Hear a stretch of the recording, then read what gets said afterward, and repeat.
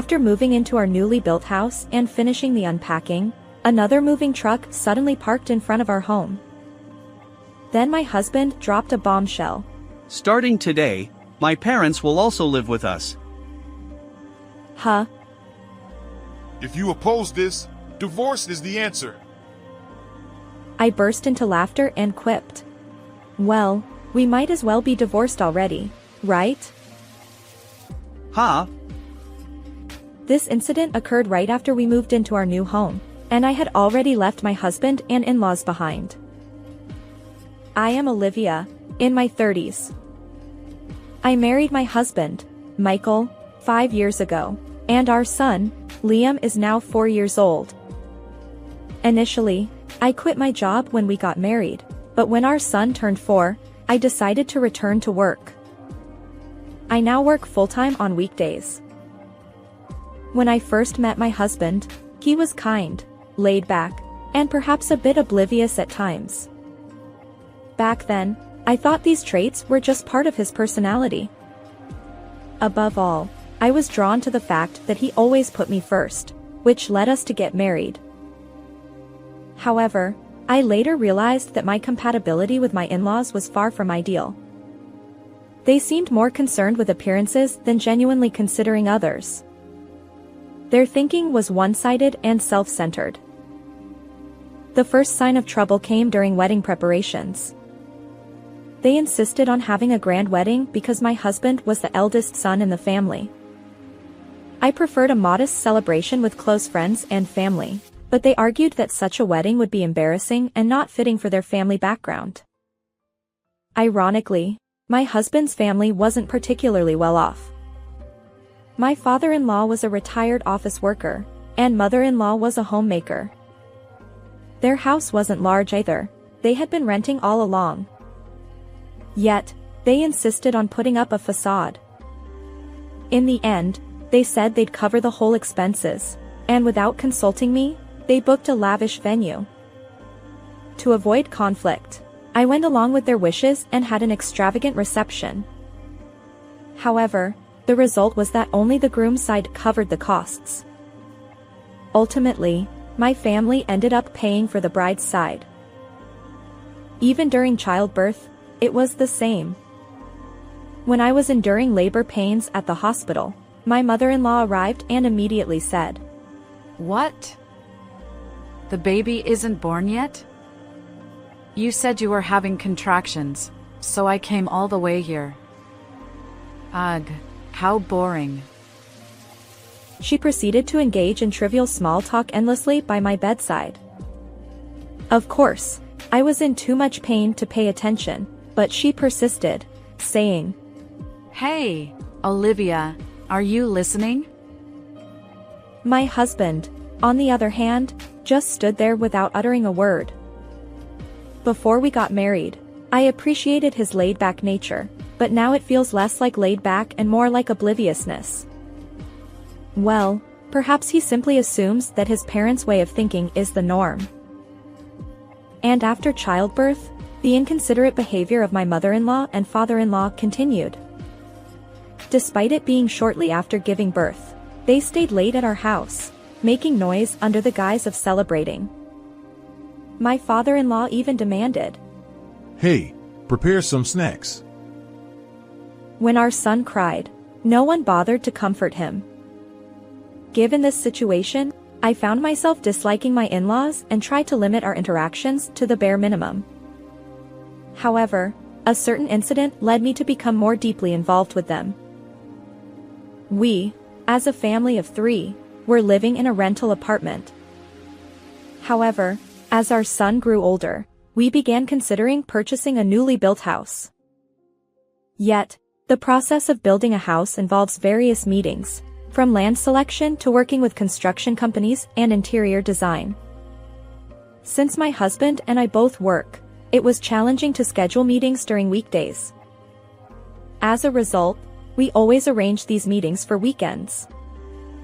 However, having our son present during lengthy discussions was difficult, so we often relied on my parents, who lived nearby, to take care of him. One day, we had a meeting scheduled for the next day, but my mother informed me that she had caught a cold and didn't want to risk passing it to our son. Now, I was torn between canceling the meeting or taking our son along. That's when my husband suggested, Why not leave him with my parents occasionally? Personally, I wasn't keen on relying too much on my in-laws. However, without considering my opinion, my husband picked up the phone and started making arrangements. Hey, it's me. Sorry for the sudden request, but could you take care of Liam tomorrow? I'll bring some souvenirs as well. I feel bad about this sudden change. It's fine. But my oblivious husband simply said, and hung up. At that moment, I had a vague sense of foreboding. On the day of our meeting, I took our son to my in-laws' house in the morning and then proceeded to the scheduled appointment. On our way back, I brought my in-laws their favorite sweets as a gift. I was eager to head home, but as expected, I got caught in a conversation trap. Hey, you're building a house, right? What kind of house is it? A built-in kitchen, huh? Young people these days. It'll make your life easier, won't it? My husband unintentionally blurted out. Olivia is handling all the kitchen details. My mother-in-law glanced at me and said, Well, I'd love to try out a beautiful kitchen too. So, with a smile, I suggested, why not consider remodeling your kitchen, too? To which she retorted, We don't have that kind of money. Rather, I wish you would remodel for me as a way of showing filial piety. Ignoring my discomfort, my husband casually added, When our house is finished, you can come see it. You're welcome to use it. Personally, I dreaded the idea of others using my kitchen. And so, the interrogation about our new house continued until we were finally released 2 hours later. On our way home, feeling uneasy, I asked my husband, Hey, your parents seem overly concerned about our house. But we're not actually living together, right? His response was matter of fact. It's our family home. I said the kitchen is your domain, didn't I? So, I believed him. From that day on, my in-laws began offering to take care of our son during our meetings. While I appreciated their help, they always managed to meddle in our home affairs afterward. Show me the blueprints. He started asking questions like, How spacious is the bathroom? or, What's the size of the guest room? he even offered unsolicited advice about the future, saying, You should install handrails in the entrance for peace of mind during old age. My mother-in-law chimed in, suggesting, Wouldn't a living room be more comfortable here? or, What's the height of the kitchen counter? when I tell her the height, she said, Oh, that would be inconvenient for me. You should make it a bit lower. I couldn't help but reply, I adjusted it to the height that is comfortable for me. But my father-in-law interjected, It's not just you who'll use it. Michael will live here too, so you need to consider everyone's comfort. Everyone? We're not designing the house to accommodate occasional visitors. Desperate for support, I looked at my husband, but he remained silent, accepting their words without objection. Whose house are we building, anyway? Because of these repeated exchanges, I grew exhausted. So, I consulted my husband, saying, Can we stop leaving Liam with your parents? It's also frustrating that they keep interfering with our new house plans. However, my husband dismissed my concerns, saying, Having them take care of Liam is helpful. Just tolerate their nagging a bit. You're my wife, after all. But your parents are imposing their opinions too much. It's as if they think they'll be living here. Surely we're not considering cohabitation? In a half-exasperated tone, my husband snapped. I said we'd live as a family, didn't I? Stop being so persistent. If you keep complaining, we'll get a divorce.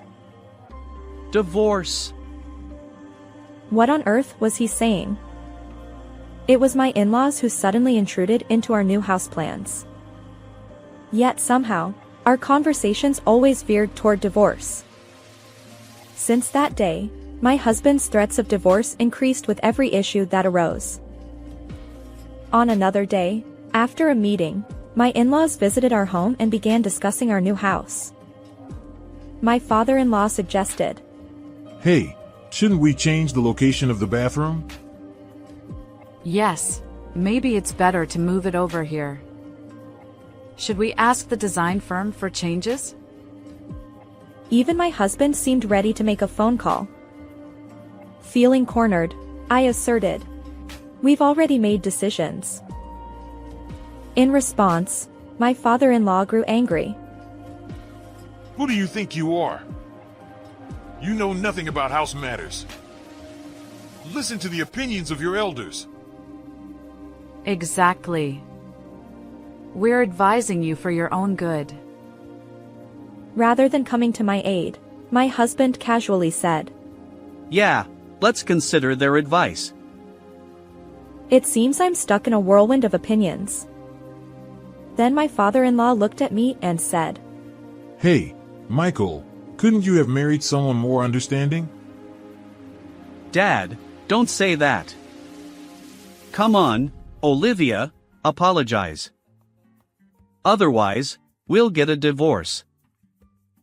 It left me dumbfounded.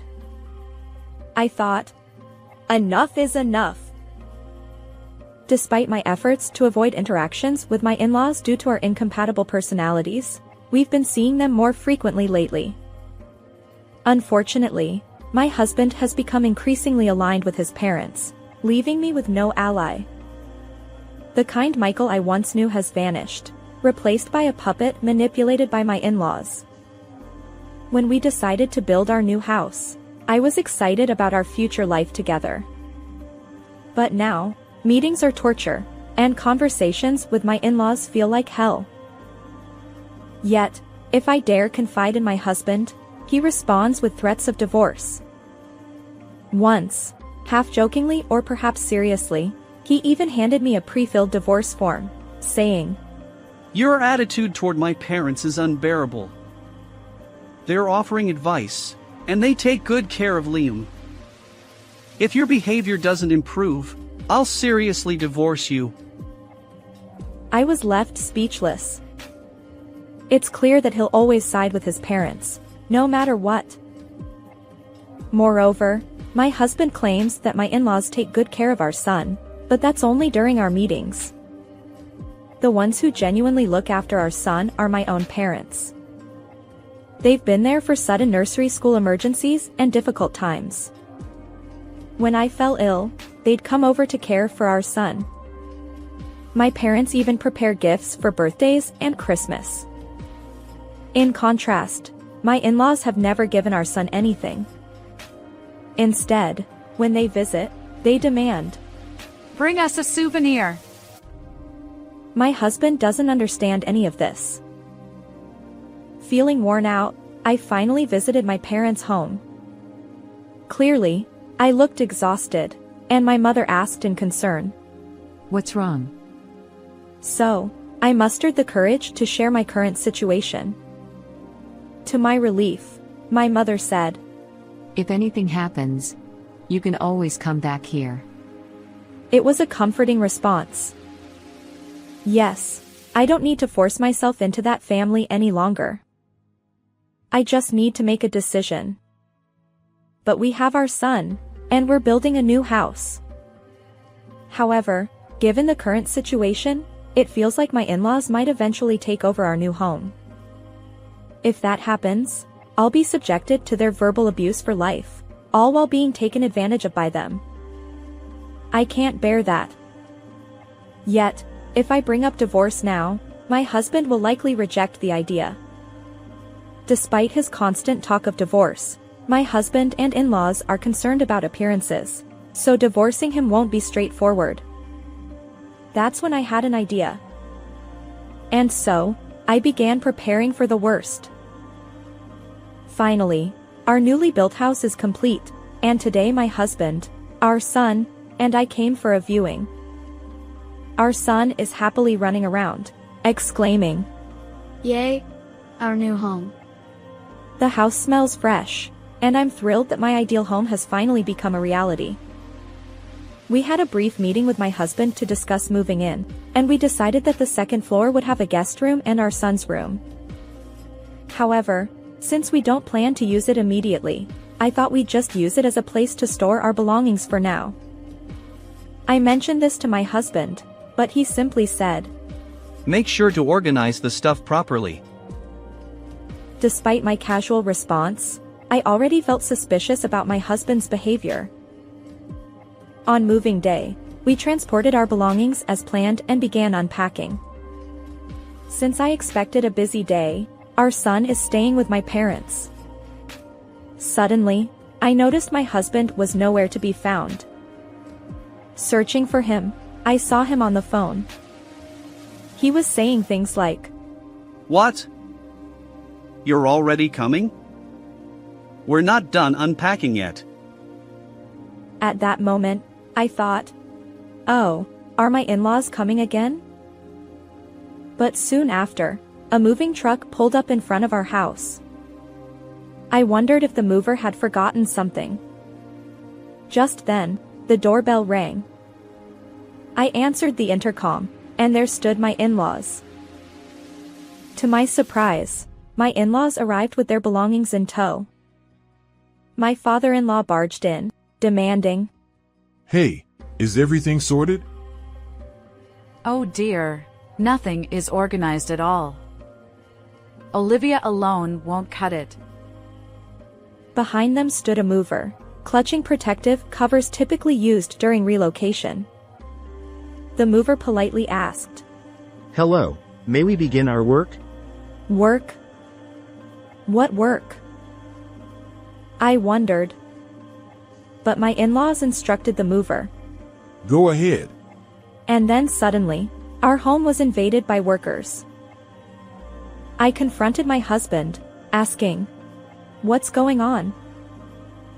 He nonchalantly replied, "Oh, we're starting cohabitation today.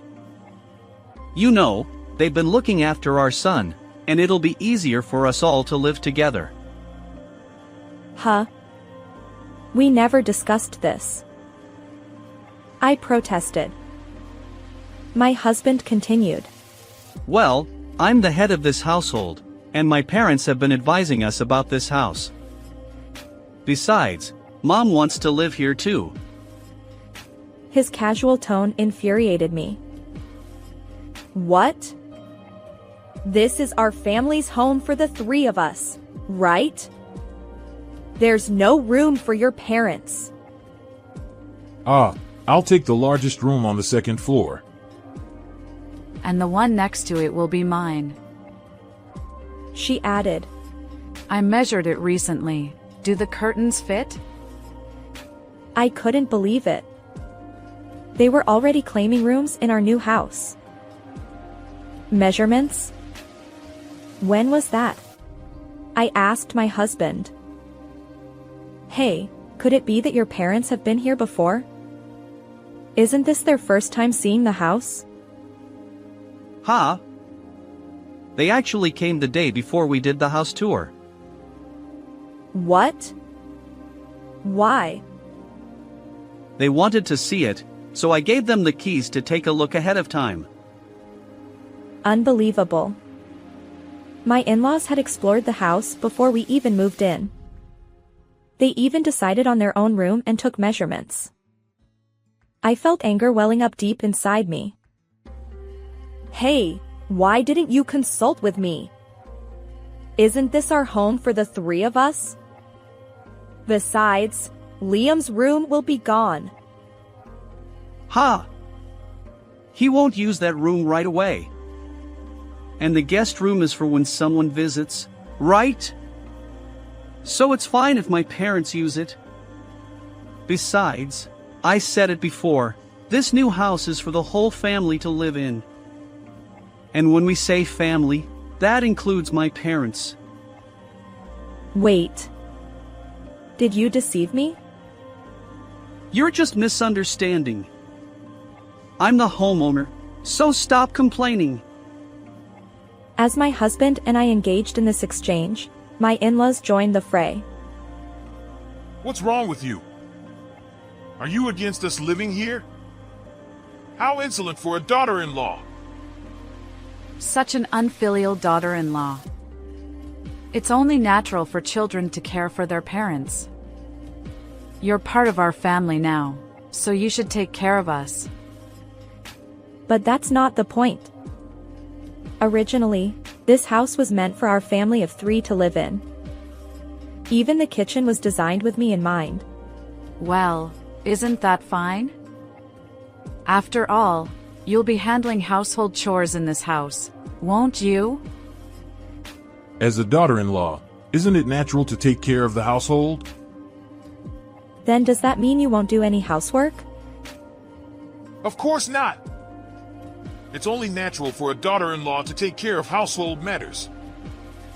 Michael, if she keeps opposing us like this, get a divorce! Don't talk back to my parents.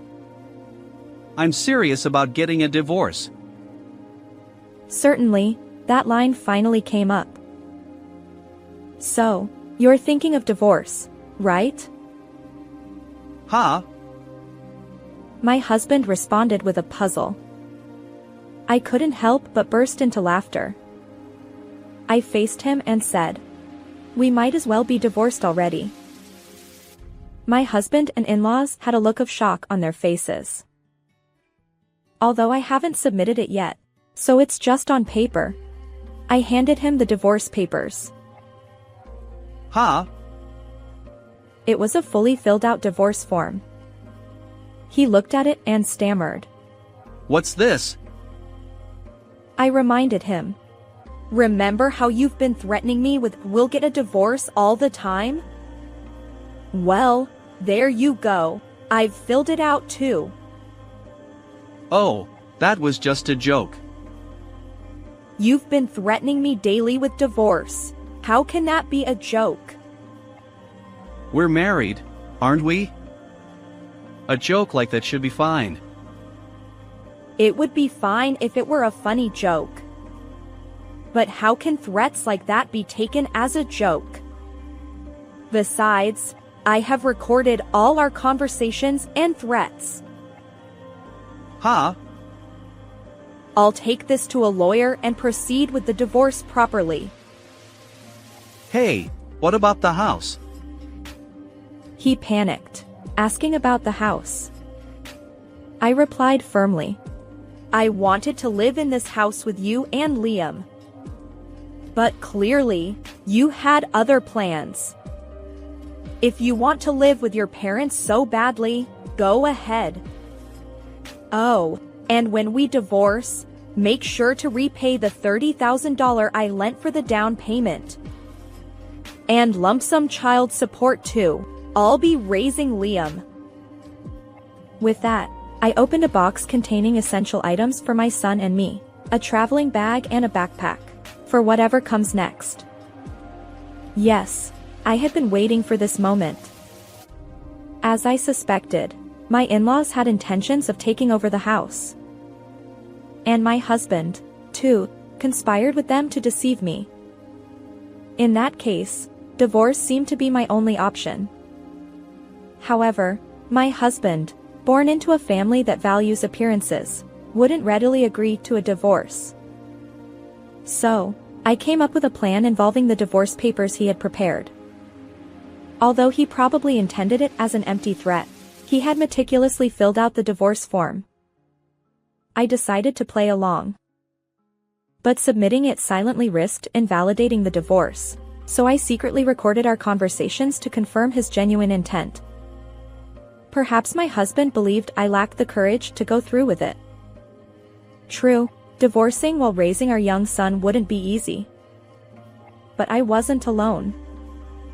My parents supported me, and most importantly, I worried about our son's well-being if we continued living with that family.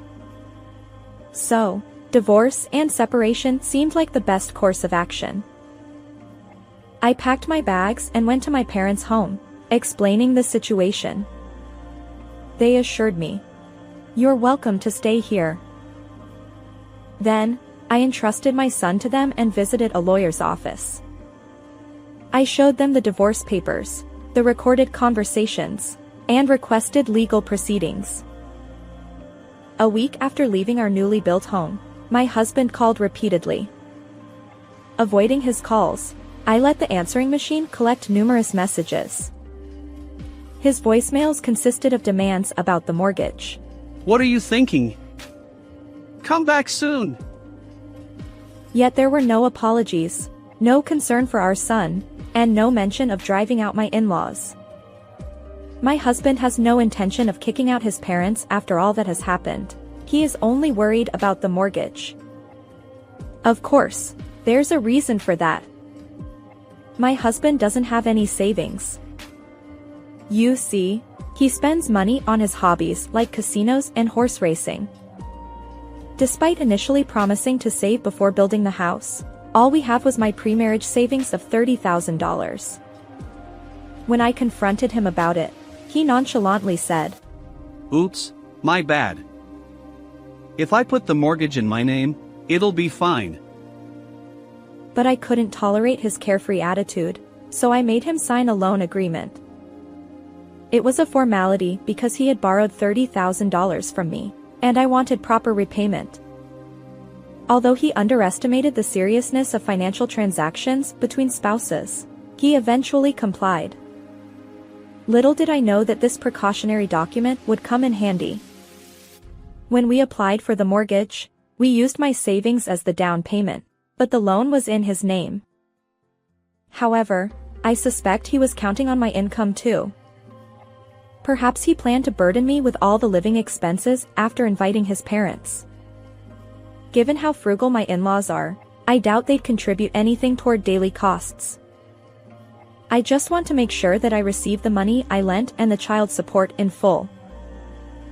I had no intention of speaking to that family anymore, so I entrusted all the legal proceedings to a lawyer. Of course, I showed them the loan agreement my husband had signed, and I fully intend to collect what's owed. Honestly, I was prepared for his request to split child support payments. However, my prideful in-laws insisted on paying it all at once, saying they wanted to sever ties with such a dreadful daughter-in-law. But how could they manage that without any savings? They probably borrowed from some shady source at exorbitant interest rates. Well, that's none of my concern. In the days that followed, I learned that my husband's family decided not to live in the newly built house and put it up for sale. Perhaps they found it difficult to keep up with the mortgage payments after I left. And there's the matter of their suspicious debts too. As it turns out, my husband and in-laws, who are strapped for cash, are now renting a small apartment. Despite finally acquiring a fancy kitchen, my mother-in-law won't get much use out of it. She's too short for the height I customized. Furthermore, my divorced sister-in-law and her kids have returned to her parents' home. She's been a stay-at-home mom for years and has no intention of working. Her children, a middle schooler and an elementary schooler, will now squeeze into that cramped space. Their living expenses rely solely on my ex-husband's earnings and his parents' pension. But with my husband drowning in debt, there's no room for flexibility.